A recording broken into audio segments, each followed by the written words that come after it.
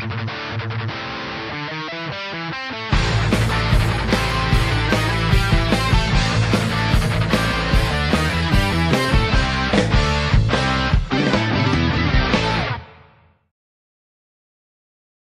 right, welcome everyone to the April meeting of the Parks and Recreation Advisory Board. Hope everybody had a good spring break and maybe got a chance to go out to a park or a trail. First on the agenda tonight is the approval of the March meeting minutes. Do you have any comments or corrections? I've got one correction from Quinn that stated that he asked Mr. Caldwell how the recently adopted streamside ordinance would affect his trail he was building. And it's, I guess our minutes reflected whether it would affect Parks and Recreation, but he's talking in specific to the trail that he's building at Lake Sequoia. So if we could just have that correction. Okay, do we have to have a motion to have that correction? Yes. So moved. Second. Okay, we've got a move to correct the minutes. Do we need to read that correction again, or we just take it? Could we read it again? Because I had a hard time, since I wasn't here last week, trying to follow that. Yeah, and I haven't found it I right. just read mine online. Hold on a second, let me It's find going to be when Wade was talking about Yeah. this. It's gonna be It was- somewhere. here it is. I just had a hard time following it. Thompson asked if the street side ordinance would affect Parks and Recreation. Would affect, okay, Thompson asked, let's put Wade in there, if the street side ordinance would affect his trail building program.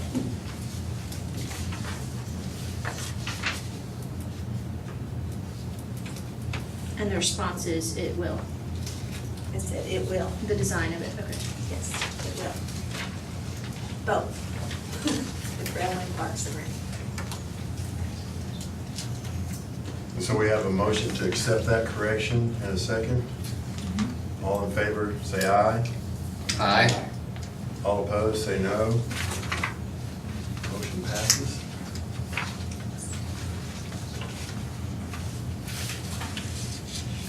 So, do we need another motion to accept the minutes in total? No, Oh, that was it? it's, Yeah. yeah. Okay, next up, our Botanical Garden Annual Report from Mr. Ron Cox. Thank you. Welcome. Hey, thanks for the opportunity to come and visit with you, and I think that y'all have received in your packets information on the report of the garden, and I won't read that to you again.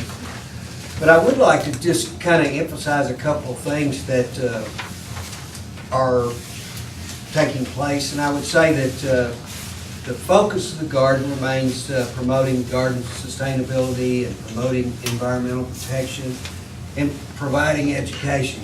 And it's education that I'd really like to hit on right now. First off, let me say that just for adult education programs, we are doubling the number in 2011, the offerings compared with 2010.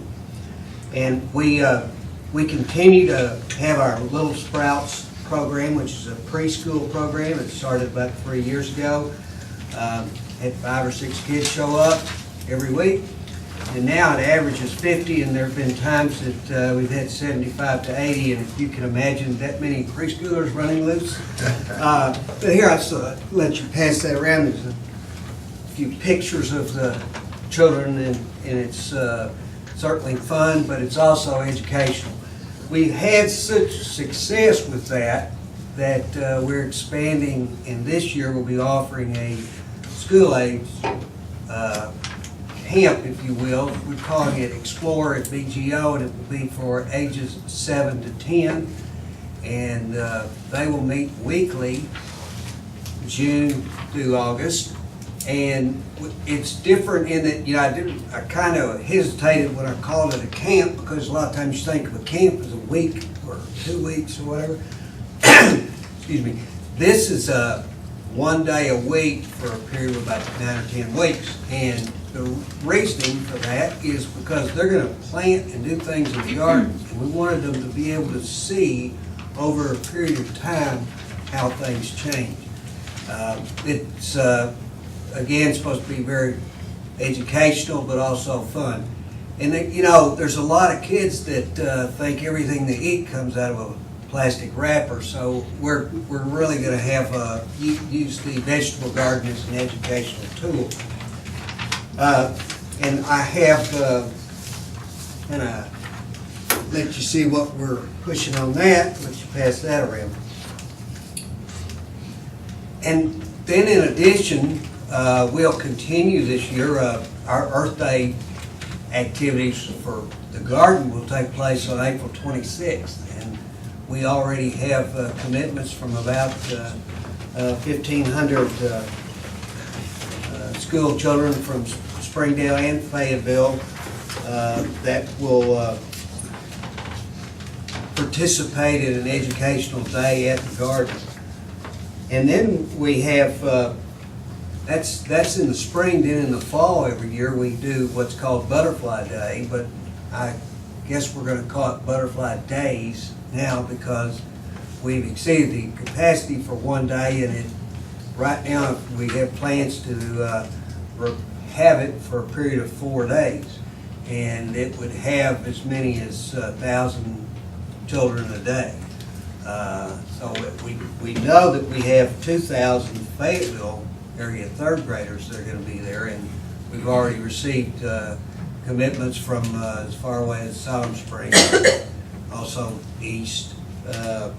We've had inquiries from even Harrison, so it would be a real opportunity. And again, this is an educational day for these school children because on Butterfly Day, because they are taught things that are actually on the, you might say that the teachers have to check off a list that they cover. And that's certainly something we're looking forward to and preparing for. We also increased our docent program. We have a lot of volunteers, but a large number of our volunteers are already like retired school teachers and such, so they're going to be assisting in a lot of these educational activities, and so we're expanding those programs to kind of get them ready, so to speak. I don't know that something else that you might not be aware of because it just occurred last year, but the Botanical Garden became certified by the Department of Education, the state of Arkansas, as a teacher education center. In other words, teachers can attend classes at the garden and they receive continuing education credits. So we last year had several classes, and we anticipate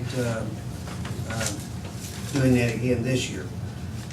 Again, another thing that's, I think this might be more fun, but it's a little educational too. We again will have a number of concerts at the garden.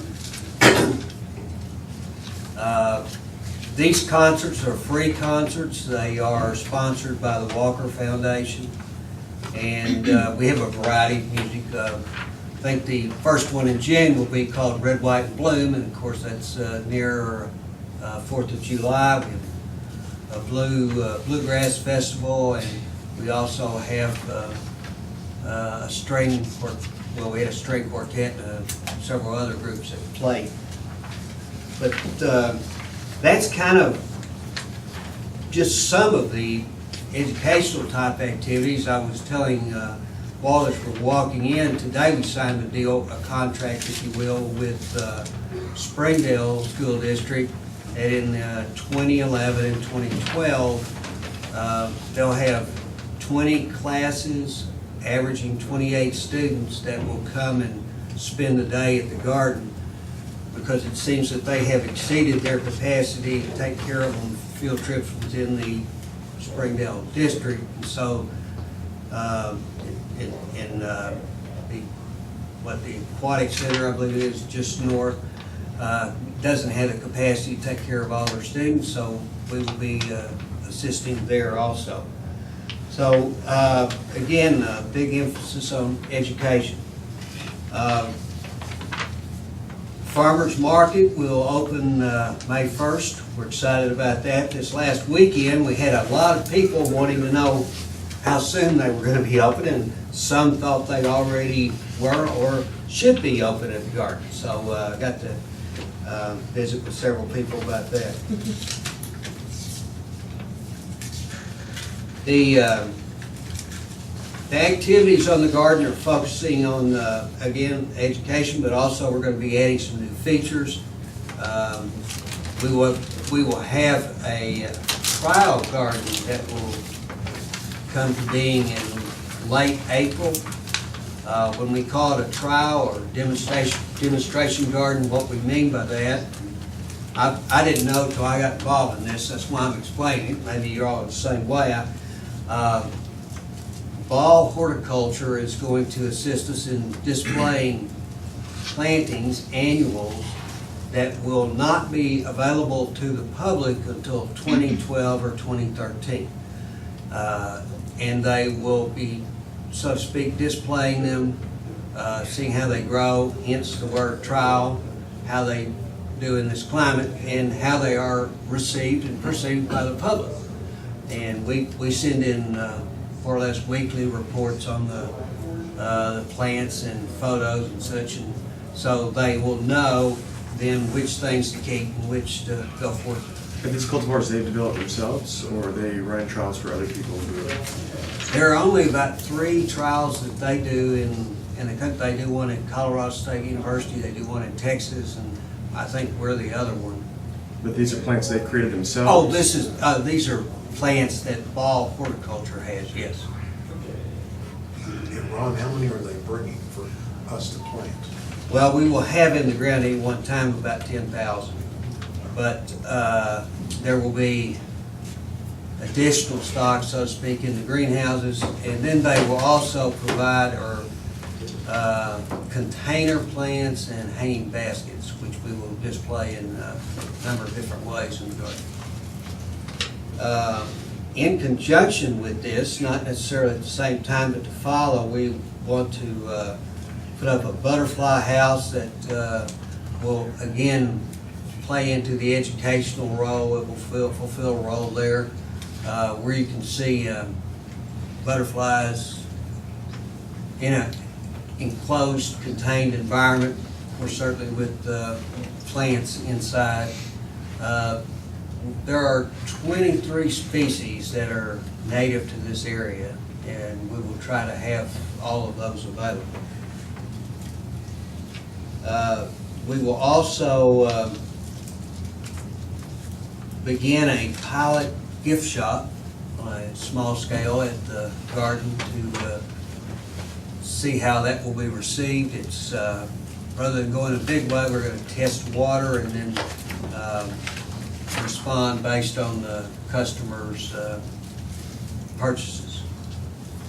And of course, our main function will continue to be open to the public, and I hope if y'all have not come out to the garden recently that we can see you very soon, and I'd like to encourage you, if you're not already a member, to join and be a member of the garden. Are there any questions that I might could answer for you? I was just curious about the butterflies. I know they come out in the spring, but can they be raised in a house like that all summer long so the kids can, or is that kind of a short window of opportunity? Well, actually, we have some local people that will raise them, but we also purchase some, and you purchase them in their crystalline state, Right. and then they don't last all summer, so Right. they're there for so long, and you replace with new crystalline. And also, I wanted to, I'm not sure about the starting date of the farmer's market, but it's already started on the square, right? I didn't want people to Saturday. Right, I didn't want people to get confused and think it started on May 1st. It's, And then, so at the Botanical Gardens, it's gonna start on May 1st. May And isn't that a Sunday event? Sunday. Right. It starts, I think, in And I think it's also on their website too. Okay. Because that's a really nice place to to go on Sundays. I know I use it as close to my part of town, so. What kind of annuals will they be testing with you guys? Well, they're flowering. Just a random selection of anything they want? I couldn't name Okay. the species for you. I know I've heard geraniums talked about, but there are various kinds. Any other questions? Well, thank you very much. Sounds like there's awful lot of good things going on out there. I look forward to, I go by and I see stuff starting to stick up through the ground, so I know it's a fun time out in the garden. It's a busy time. And for you, members of the PRAB, you have a little packet of free passes. As the city council rep on the board at Botanical Garden, my commitment to the mayor and the city council is to try to distribute guest passes to underprivileged and individuals who might not otherwise be able to make it to the city council or to the garden. We're going to be distributing these to you, to the alderman, to the mayor, and to 14 other different organizations that work, like the Elizabeth Richardson Center, Yvonne Richardson Community Center, and that the Senior Citizen Center and all. But if you run through your 50, you know how to get in touch with me. Call me and I'll deliver you another little packet of passes. Last year we had 1,812 people who used their passes to come to the garden. And so that is what we're trying to do. And any help you can give to get folks out, we really appreciate it. Thank you. Thank you. All right, next up, Oh, can we approve that? oh, do we need to approve? Yeah, according to the ordinance that approved the contract with Botanical Gardens. Oh, we have to and the approve the city, annual. Yeah, there's an annual report that has to be approved, and then I'll pass it on up to city council. Okay. Do we have a motion to approve the Botanical Garden annual report? So moved. Second? Second. Do we need to do a roll call vote for that, or a voice? Voice vote. All in favor say aye. Aye. Aye also. All opposed say no. Passes. Who seconded it? Brian. Quietly, sorry. Next up is our program report with Chase Gibson. All right, just gonna fill you guys in on what we have going on this spring and summer in terms of programs and events. Right now we have youth soccer. We've got 1,466 kids right now in that program, so that's probably the second largest spring we've had in the last probably 7 years, I guess. So we've got almost 400 girls in youth softball, so those numbers are up. 78 teams in adult softball, which is up from last year as well too. So seems like everybody's wanting to get out and get active this spring. So also, just kind of leading into the summer, our camp registration has started. So we're doing 8 weeks of camp. I think Connie passed out the freshly minted brochures. We just picked those up today. So we're doing 8 weeks. The new camp we've added is what we call Outdoor Advanced, and it's a similar structure to Outdoor Adventure, but it's open to 12 to 15-year-olds. So we'll be able to do a little bit more fun activities with them, going out and doing some different stuff. Also, clubs we've got going on, Ultimate Frisbee, Sand Volleyball, I think they're back in full swing now, Horseshoe Club, Rugby Club, Model Airplanes, and then also a presentation tonight from hopefully one of our future clubs, the RC Raceway down at Walker. Concerts start on May 26th, so we got 6 concerts. We got 3 out-of-town acts that have never been up here before, so we're really excited about it. From Atlanta, Austin, and then one from Fort Worth. So people trekking from all over the country to come here. So we're pretty excited about that. That lineup will be revealed on May 1st.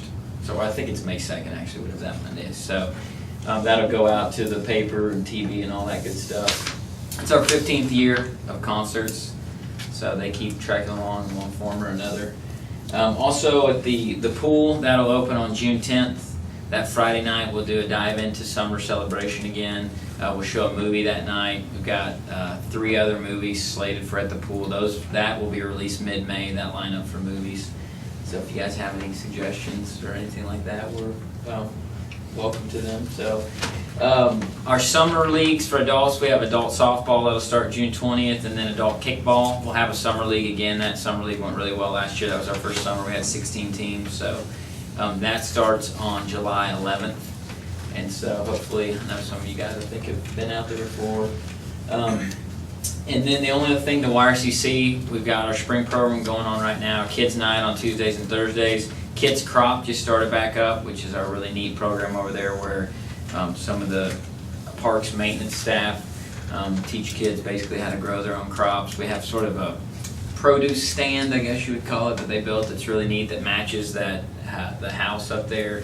And so it's going to sit inside the YRCC and people can come by. And last year they were getting all these good crops, but they were just in like plastic bags from the store, so people would walk by and see it on the ground. They're like, what's that? And so they're trying to encourage people to take them home and eat them, but you know, people weren't sure what they were. So now that it's really pretty, I mean, it's really nice. Produce stand has little canvas bags and they're labeled, and so I think a lot more people will be prone to stop by and take stuff and take it with them and everything.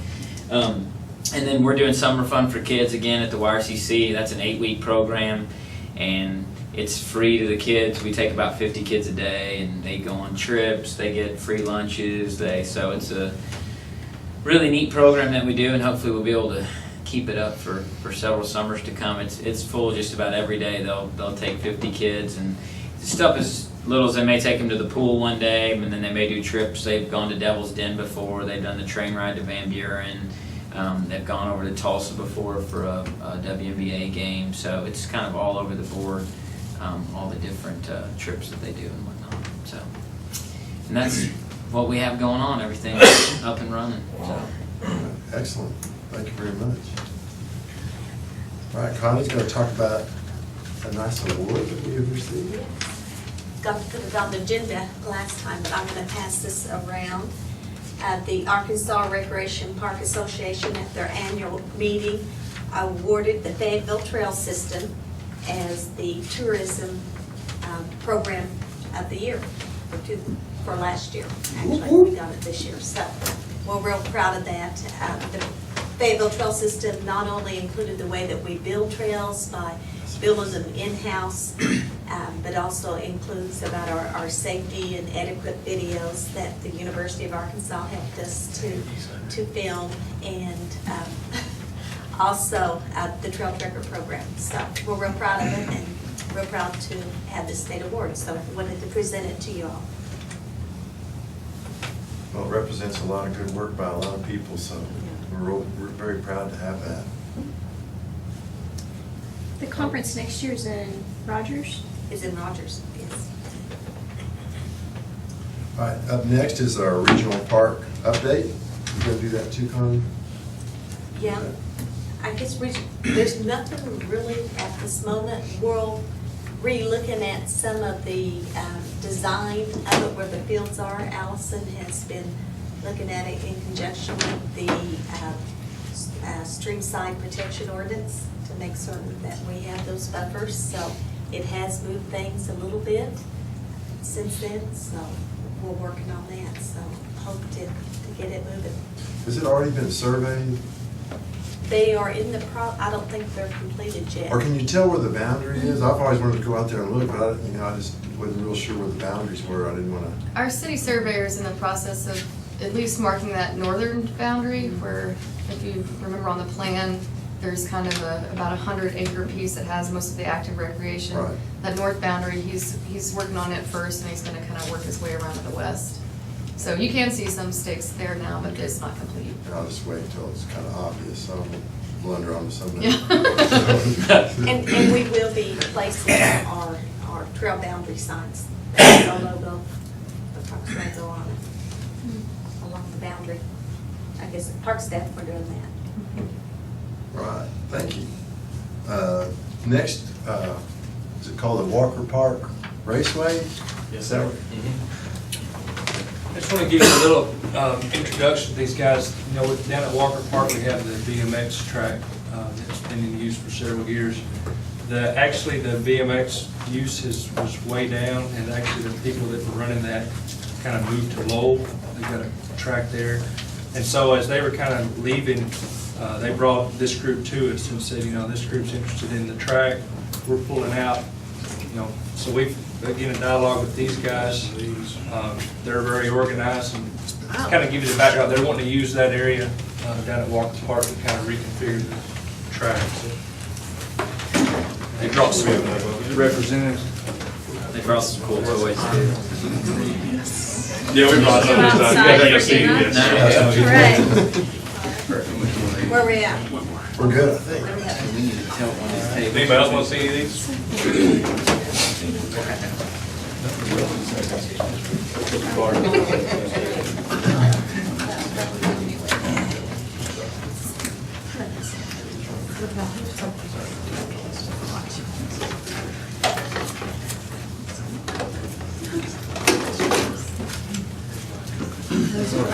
I'm Dustin Clark. This is Sean McColpin. Alvin and Dave. I can't see last name. There you go. Basically what we're trying to do is, like he was talking about, we're trying to really clean up that track area a little bit. Right now, it's pretty overgrown and stuff. There's some little bit of water drainage and stuff, issues in there and stuff. And what we want to do is really go in there and clean it up, make it a little bit smaller and make it really for RC car racing, for families and stuff like that. We're proposing 2 tracks actually in the same area, and actually taking away a little bit of the track that's already there and actually making a little bit more, basically green space, more grass and more area to clean it up. Sean's going to actually go over the PowerPoint with you. He's done a really nice PowerPoint right here that's going to explain exactly what we are. Okay, Walker Park RC Raceway, our mission is to provide an exciting, safe racing experience. We'll teach proper sportsmanship among all ages. I mean, there's kids and even, adults doing this, traveling very long ways to do this. We're going to try to, promote, another community activity for, for everybody to join into and at least stop by and check out. The racing is actually very competitive. There's a lot of different skill levels within different classes, all the way up from, just somebody who's out to have fun, and there's even money races where people can actually win prize money. We just really want to provide a safe, enjoyable racing environment for people to come visit. There's people that travel from Fort Smith, Joplin, Dallas, Springfield. I mean, we're talking, they'll travel hundreds and hundreds of miles to come do this. I've been racing in Fort Smith and Joplin. I get people all the time asking me when we can get this going. So this is definitely going to be a pretty hot spot for racing, especially since it's kind of in the middle of 2 big cities. What we have here is actually the current GPS view on Google Maps of the actual plot. As you can see, the grass is real sporadic. Of course, it may have been taken, in the dead of summer, and just anytime the grass probably died. But currently right now, there's large berms to the left and to the right there. When you pull up in the parking lot and you look out there, you basically just see big obtrusive mounds of dirt that haven't been taken care of. They're grown up. I rarely see any people with bicycles go out there. It's really kind of dangerous right now. I mean, they've got, rocks and sharp, pretty good drop-offs. People can go out there and get hurt. So what we're wanting to do is actually, bulldoze the land, level it out. It's going to help the drainage.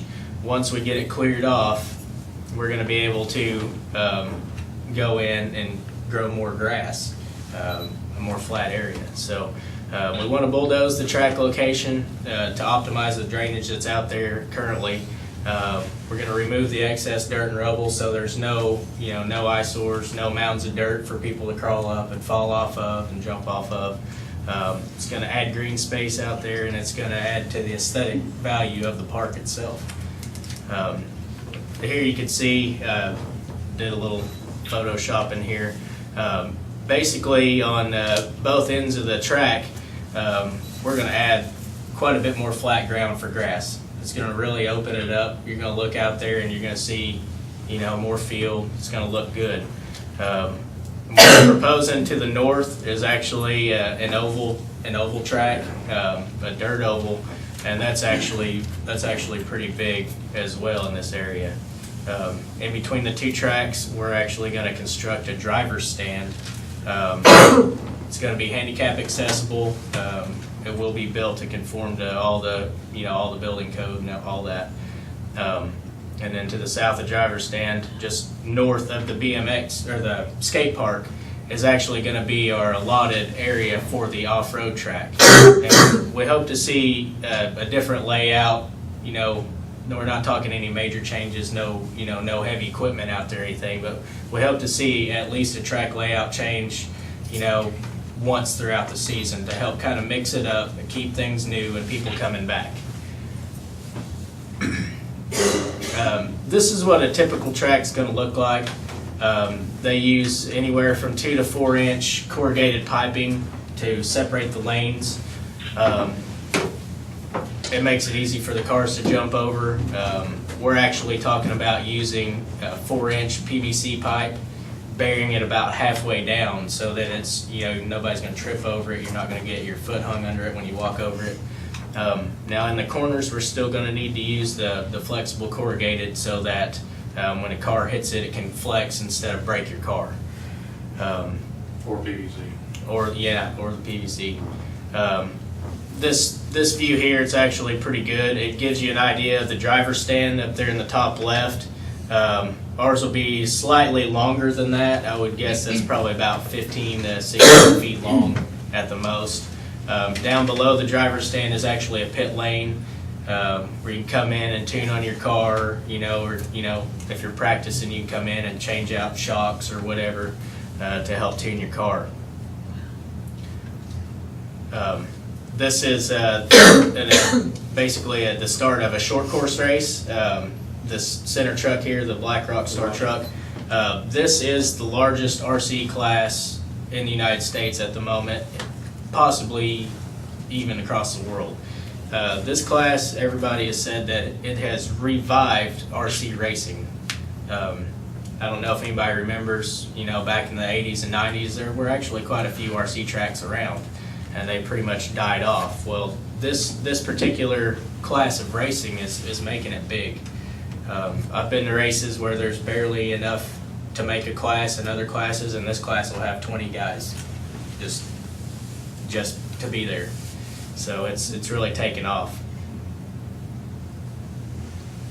Now here's a good view of a dirt oval.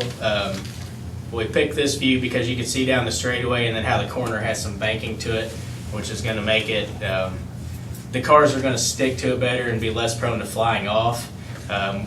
We're planning on putting up some safety netting around the corners in case, it's racing, so something's going to happen and somebody may come off. But we need the safety netting up that's going to be removable after the events to actually catch the cars and protect anyone from getting hit or anything like that. Here's, this was probably about the best photo we could find, but this is an actual car on the oval track.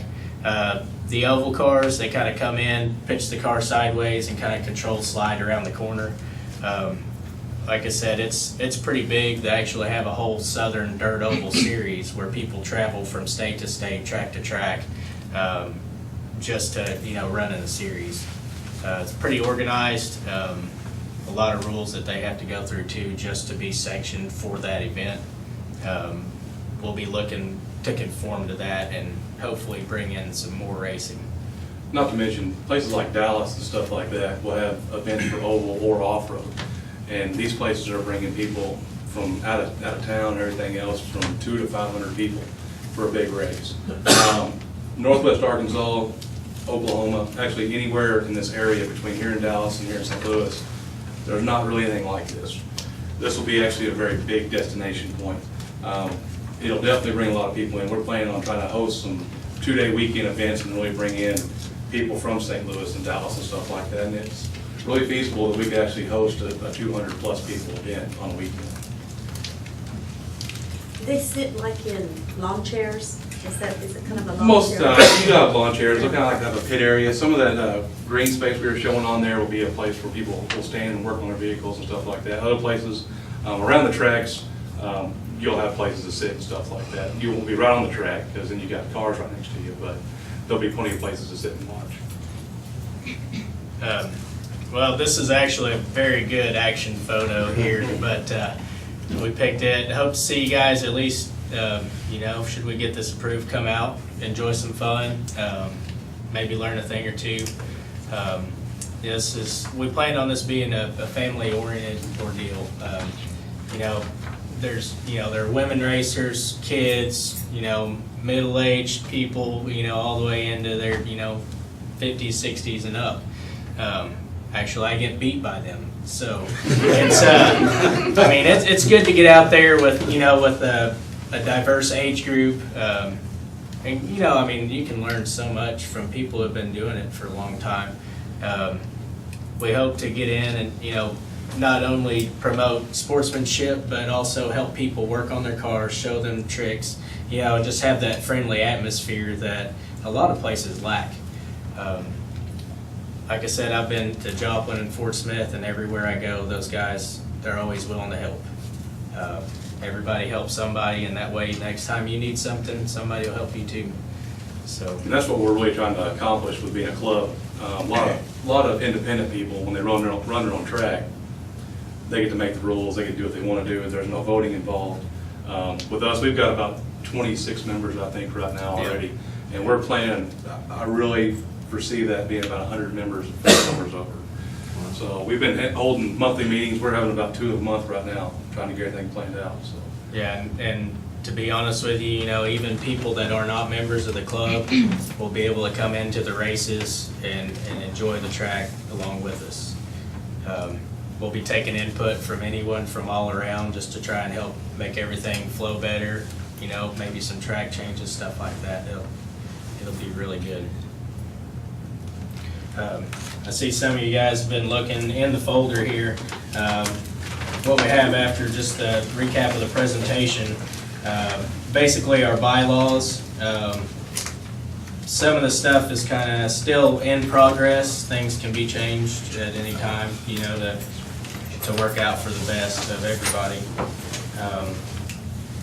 Let's see, after the bylaws, we actually have our roster, our current roster. Now, we've had a lot of inquiries, but a lot of people don't seem like they want to commit until they actually see some building of the track.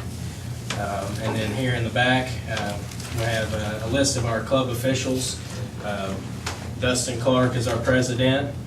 Richard Perkins is our vice president. He was unable to make it because of work. Justin Ferguson is our safety officer. He also had work conflicts. My name's Sean McColpin.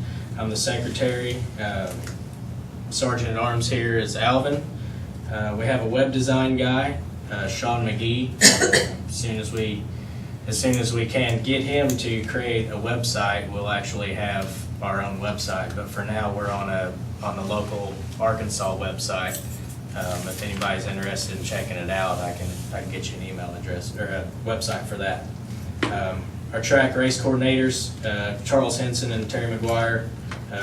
Charles had to work actually because he worked for Dustin, so had to make it work convenient. So, and Dustin and I will be handling the treasurer position and just making sure that our money's delegated to the proper place. So.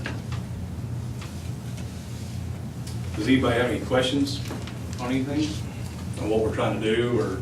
You said that the races might be sanctioned, so there's some sort of governing body already in place for? There are actually 2 governing bodies. Now, one of them actually kind of works off the other, but it's the main governing body is called ROAR. They do have extremely strict rules. We can conform to them with very little difficulty. The main thing that ROAR is going to be doing is governing like what you can have on your car as far as your motor or your battery, your width at your tires, the body width, things like that. That's going to be the most concern of ROAR. We're going to have a class for everyone, so you can run what you got, how you want to run it. So where are you racing now? I'm traveling between Fort Smith, Fort Chaffee at Chaffee Crossing, and Joplin, and they have a hobby store that has a track in Joplin. Be looking probably to go to Springfield. They've got an indoor track in Springfield and an indoor track in St. Louis. So, I mean, we'll be traveling all over. There's probably one of the best tracks in the central United States is down southwest of Hot Springs. So, a lot of traveling, How do you secure the course when it's renovated so, people, when it's not in use, that it's protected? When it's not in use, like just when it's open day to day, Yeah. really, it's just really open. I mean, people will be able to play whenever they want to. It's gonna be kind of like the bike park is now. Okay. If people want to go practice or play, that's gonna be open for that. We'll have to come back and do the maintenance every week to try to make sure it stays in race order. But no, it'll still be open. In fact, we talked to Byron about this a little bit, even about bikes. Because there'll still be people come out there with bicycles probably and go over it. And it's not gonna hurt the track or not, and it's not gonna be made so it can hurt them. It's actually gonna be less. So they'll probably get bored with it real quick, and the bikes won't even be on it, but it'll be open all the time besides that. We can go, whatever they tear up, we can go out there with a shovel and a rake and pack it back down and get it prepped out for the races. So it's not gonna really affect anything. I would say the only way they could hurt anything is if they actually got out there with a vehicle, like a four-wheel drive pickup or, bulldozer, and actually went out there and went and moved some dirt. What about the noise on those puppies? I mean, you guys are beefing about those pretty loud engines. These three are actually electric. These don't make These noise. are electric. We have nitro ones, but nitro cars are actually, they're pretty quiet.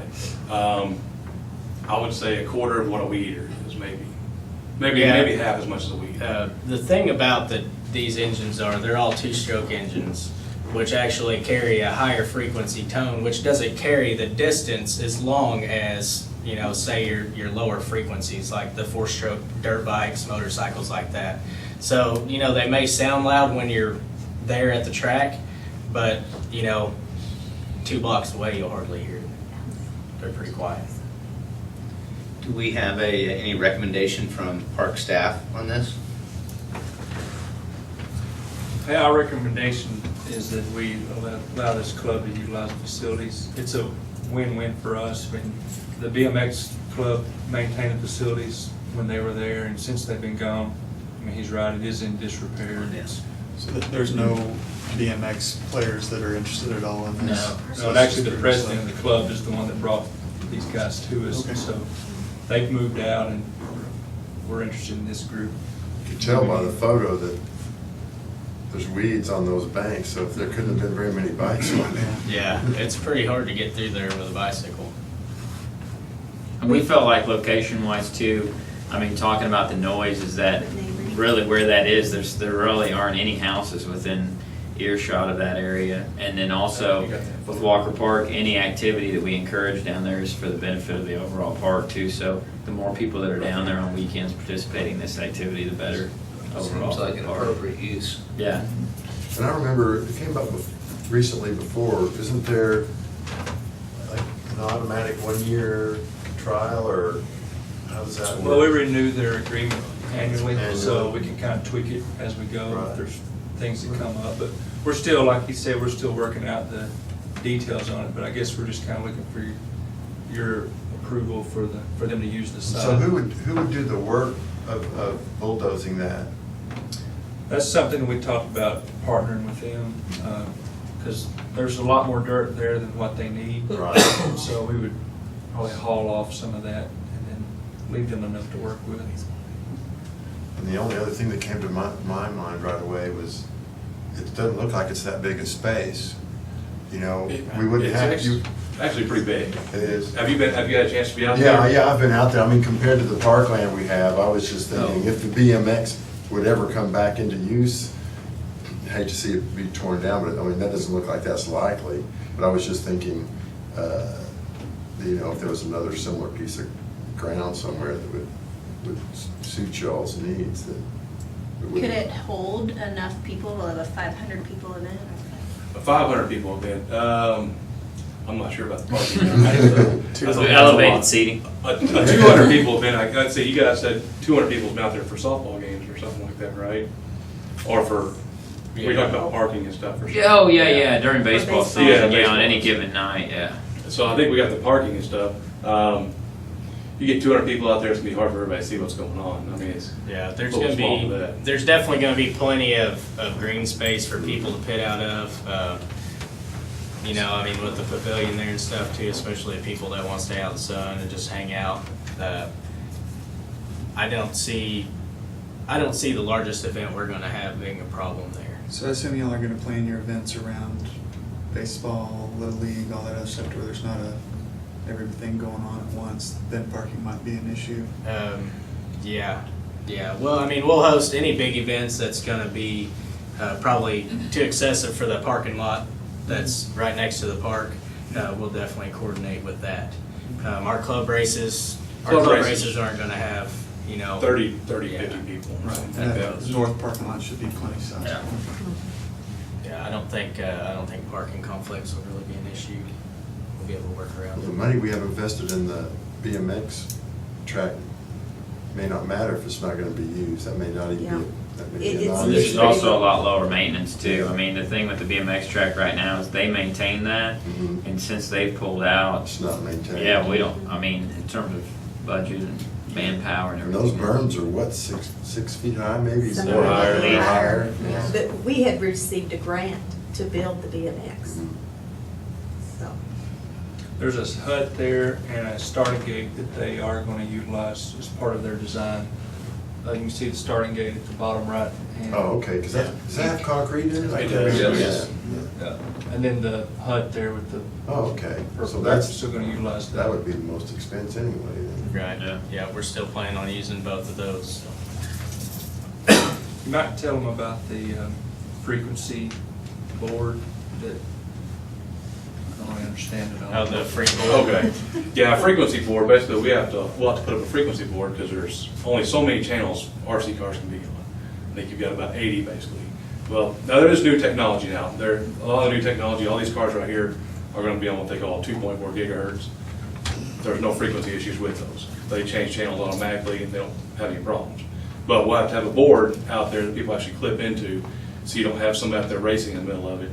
Somebody turn a car on, their car goes off. And with that being said too, even with that, our second backup for something like that to happen is, all nitro cars will actually have to have a fail-safe on them, and what they call a throttle return spring. What that does, a fail-safe, if a car radio hits it, another radio turns on it, it actually switches it off and makes a servo lock it up and it'll completely stop and just sit there until you go pick your car up and find out who's got the radio on and you figure out what's going on. That's their safety. That's what keeps them from running away. Every track will have a frequency board. It's just to protect the drivers and keep stuff from getting broken and stuff like that. It looks relatively safe, but is there much? You know, I've been in this hobby for 12 years. You've been in it for a while. You've been in it for a long time. I've raced all over. I never really seen anybody get hurt That's from an what I was RC car. wondering. Now they're fast, Yeah. but as you can see, in fact, we can go maybe one picture. And during a race, you have people turn marshaling. What turn marshals do is when you're racing, you're going to wreck. If somebody's going to hit you, you're going to hit something, you're going to wreck. These little spots right here are where turn marshals are actually going to stand. We'll have little spots where it's kind of around them where they'll actually stand and turn cars over. Relatively, you'll see you're not in a real spot to get hit a lot. The cars weigh, I mean, I should say, have you ever seen anybody get hit in the turn marshal? I haven't saw anybody get hit turn marshaling. We're going into that, that's gonna be your only spot of danger that's possible, but I've never seen anybody get hurt from an RC. Return marshals because they work the turns or they turn the car back over? Well, it's because they turned the car over. So everybody has to do it. When you go out and race, next race, you'll be the one who goes out there and have to turn people's car over that just turned for you.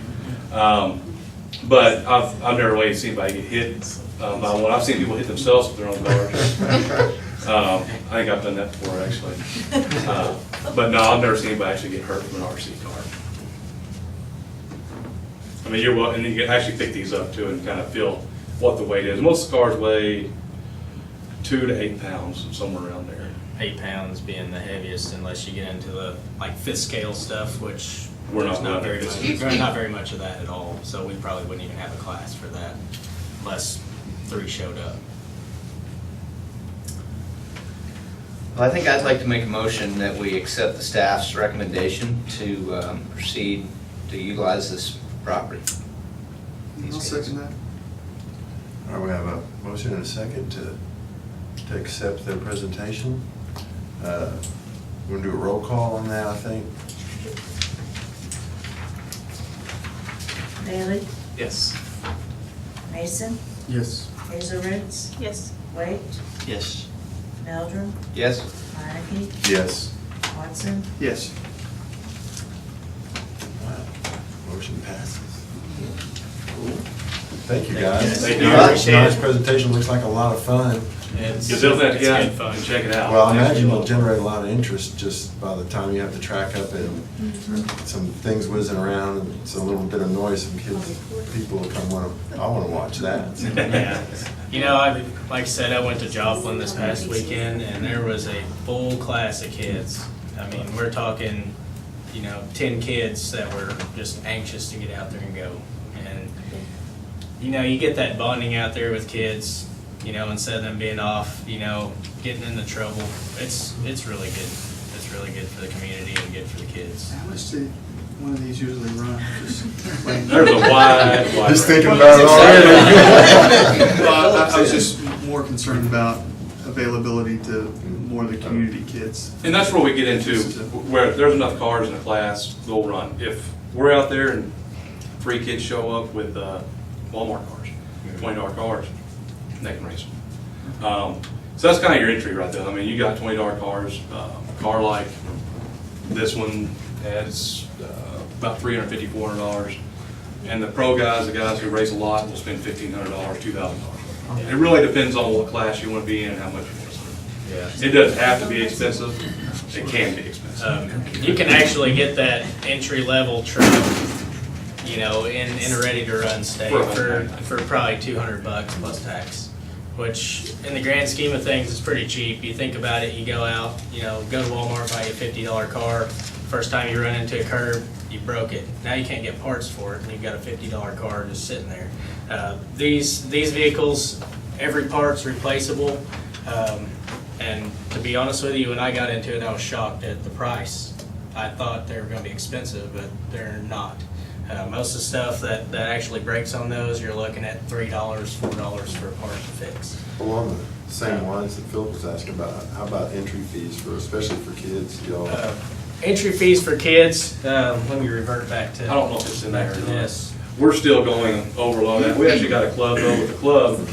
If you're in the club, there's family memberships and stuff like that. Of course, if it's not a race day or if it's a practice day, there's no cost. But on a big event, most likely, what's your races down there if you're not a club member down Joplin? If you're not a club member, you're spending $15 a class. I think the kids are probably $10 a class. And for each class after your initial, it's $5 cheaper. So $10 for the second, $10 for the third, and so on. And we're hoping to do trophies and giveaways and car giveaways or whatever we can do whenever it gets going. I'm impressed with your roster with no track here. No, You've thanks. already got We, a pretty good roster. We have been networking a lot. A lot. He's actually we've been using the internet quite a bit. We've even had people from Chicago already contact us and stuff.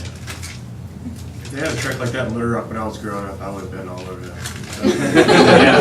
Yeah, I remember I grew up in Jacksonville, and I was probably 3 and went to an RC race in BB. And then it just, in the 90s, it kind of just disappeared.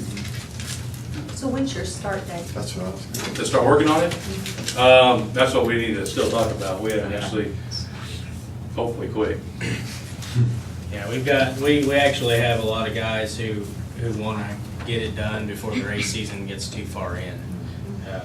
We've had a lot of people hitting us up on that, so. Well, good luck. Well, thank you very much. Thank you. Yeah, good luck. Sounds fun. I'll come watch. You guys need these Do back. you guys need these back from? No, those are. You guys can keep them, or if you don't want them, we can take them back either way.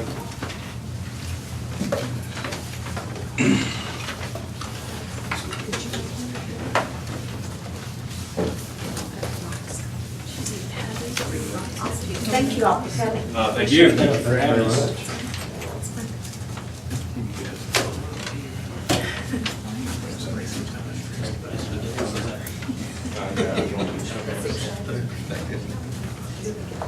Does everybody that wants one of these have one? We've probably got 2 meetings. If you can use them especially.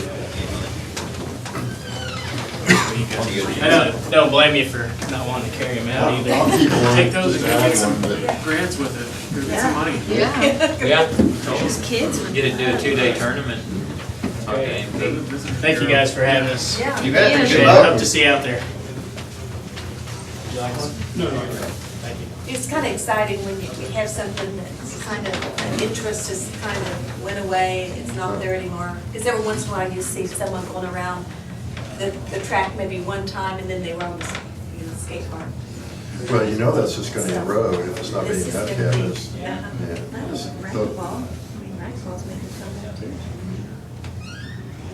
It's neat too, they're saying since they're a club, that there aren't a lot of other organizations, like they're saying a lot of the tracks are privately owned. So even the design of the track has the influence of 30 or 40 people, and it'll give it more longevity, because it's not just some, person that really wants to have this embankment or that embankment. And so by having all that input from people in the region, that hopefully it'll make it that much more attractive to a large group of people too, so. They've got a lot of energy and Yep. obviously organized, so I think it'll probably be well maintained and probably be doing this. And plus, it sounds like they can change the track pretty easily. Yeah. Yeah, that's not, Yeah. there's no hard structures Yeah. at all. So. All right, any other business? It's just getting busy. There we go. Softball started tonight, so. Barely. That's right, today Any other started. Do you business? think the property will be surveyed? Will be, Okay, sorry. Yes. I live on Wilson Park, and we've watched all the lights going in around the park, and we noticed just very recently, it appeared the electricians put the finishing touches on installing the heads on the very last lights and did the testing of the lights. And now there's a great deal of curiosity amongst those people who live right there as to, they've even been asking the mayor Saturday, when are these lights coming on? And the mayor says, I don't know. But the electrician seems to think it'll be a long time. So we figure you're our intermediary between us and the government. So we were wondering, what do you think? See, I don't remember if that was We on the track. tentatively have the Wilson Park Trail opening date for May the 17th. Okay, that, we kind of heard that, and so we were thinking that would take the lights right into the longest 2 months of the year, when they'd be least helpful. And so we're wondering if they're actually available for use now. No, we have some kinks that we're working out with them right now. We did the test to see if anything was going wrong, and there are a few issues that we're trying to work out before we turn them Okay, on. and you have the professional contractors, they're responsible for that, right? Yes. And so, do they say it'll take them a couple of months to work out the kinks, or? We don't know at this point. Part of it is with the manufacturer, so it's hard to say. Was that part of your decision to not turn them on until the middle of May or something, just because?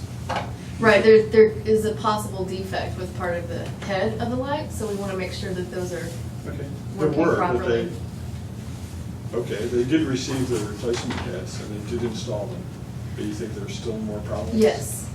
Mhm. Okay.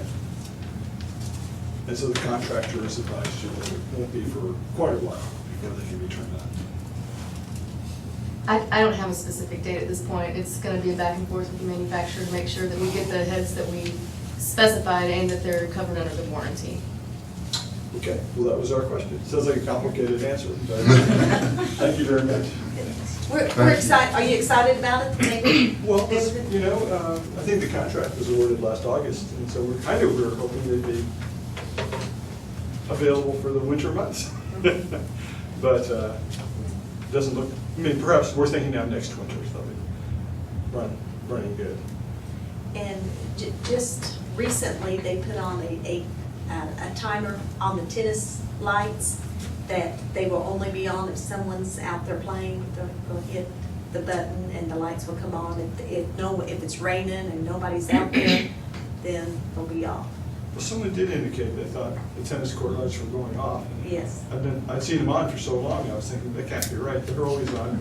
So we'll watch for that change too. Yeah. But we are definitely looking forward to having the trail lights on. And if the kinks are, suppose someone says, well, what if they want the kinks before the middle of May?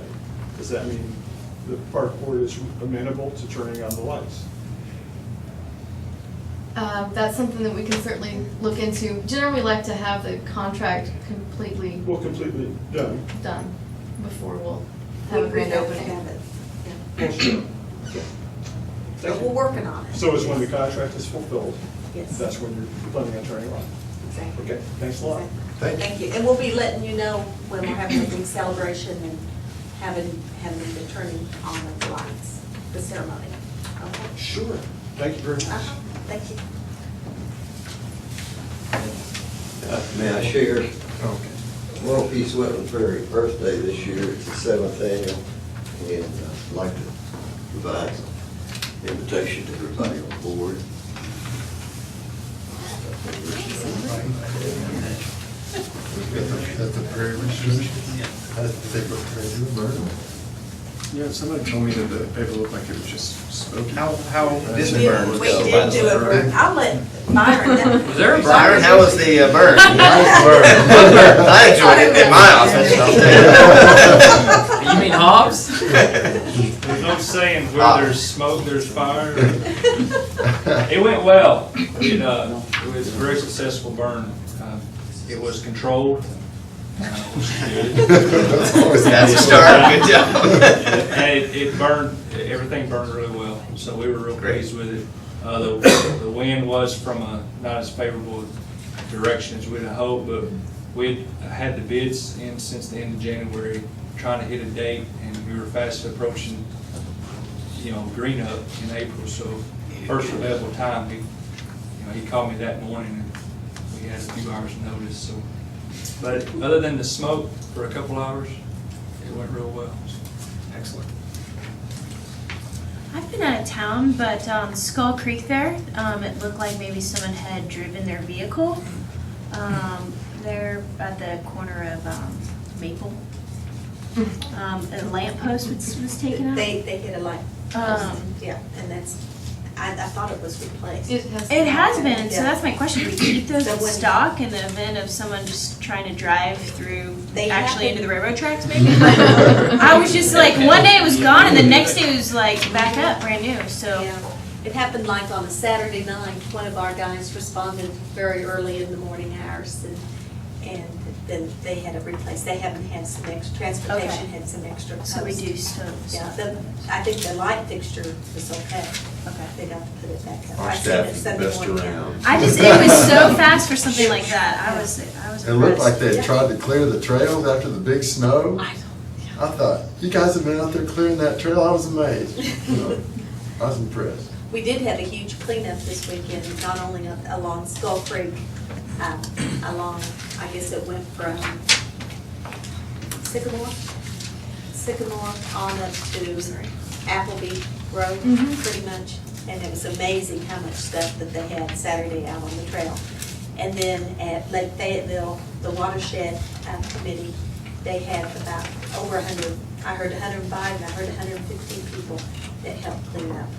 I went there afterwards, they fed them lunch and had a great group there. So we're very fortunate to have those volunteers that helps us to keep our parks clean. So that was great. And as you all know, Wi-Fi went live on Downtown Square, so that's exciting. That's our first park with Wi-Fi in it, and it's free for everybody, so we're real fortunate and appreciate Cox for donating that to us. I had a couple of trail questions, you might know that, just curiosity, that U of A farm trail, they said there's gonna, the precast tunnel will be bid soon. Where's that tunnel gonna be? I think isn't that Do we the know? tunnel that goes under Garland? It goes under Okay. Garland. And then when we do the Clear Creek Trail that's gonna come from, is there gonna be a tunnel there? Is it gonna go under somehow, or is it gonna go over, do you know? It's gonna come from like Fayetteville over towards Johnson. Oh, okay. So I was wondering I how. don't think the final drawings have been done on that yet. I was just kind of curious, I was thinking maybe they'll go along under where the creek goes under the road. I didn't know how They're they would do still working that. on that, because I haven't seen any plans on it yet. It sounds like a new trail, I was just kind of curious how it get across. I'll go ahead and read these other upcoming events. Adult softball began today.